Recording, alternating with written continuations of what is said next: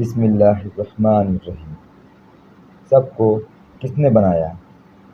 یہ زمین جس پر ہم تم رہتے بستے کھاتے پیتے اور چلتے پھرتے ہیں، کتنی بڑی زمین، کتنی لمبی اور چوڑی زمین کس نے بنائی؟ کتنے آدمی اس زمین پر بستے ہیں، کتنے جانور اس پر چلتے اور پھرتے ہیں، یہ طرح طرح کے آدمی اور یہ طرح طرح کے جانور، نہ آدمیوں کی کوئی حد نہ جانوروں کی کوئی شمار، کس نے پیدا کی؟ یہ اونچے اونچے پہاڑ، پہاڑوں سے نکلنے والا دریا، کتنے بڑے بڑے دریا، کتنے بڑے بڑے سمندر، سمندر میں بھی طرح طرح کے جانور اور بے جان چیز کس نے پیدا کی؟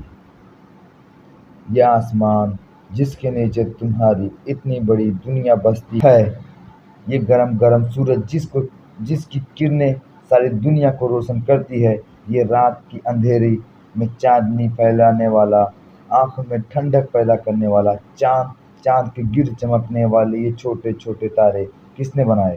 اچھا دیکھو تو، آسمان کی طرف آنکھ اٹھاؤ، زمین کے اوپر نظر دوڑاؤ، دماغ سے سوچو، دل میں خیال کرو، آنکھ سے جو چیز دکھتی ہو، کانوں سے جن چیزوں کو نام سنتے ہو، دماغ جن چیزوں کو سوچ سکتا ہے، دل میں جن چیزوں کا خیال آ سکتا ہے، ان سب چیزوں کو کس نے بنایا؟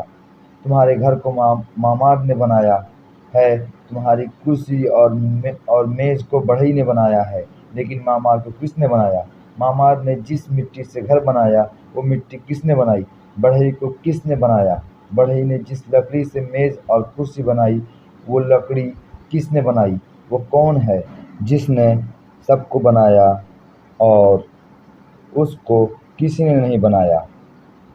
تم کہو گے اللہ۔ حالات: نمبر 1 زمین کس نے بنائی؟